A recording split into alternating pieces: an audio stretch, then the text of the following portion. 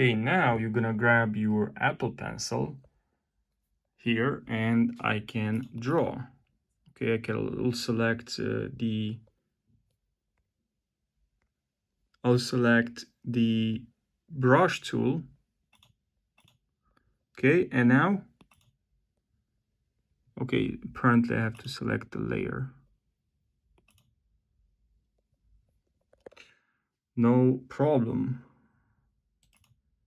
I can, okay, unlock this layer and now I can draw. Voila. And it, by the way, there's no log at all. Works pretty well. And for those that are sculpting, you can also use Blender, right? So Blender, do I have Blender on MacBook? I think I have it. Actually, I don't have it.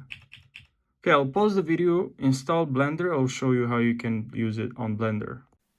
And now here on iPad, using Apple Pencil, I can actually use it in Blender, so you don't have to buy a graphic tablet. Now, I do agree that you have more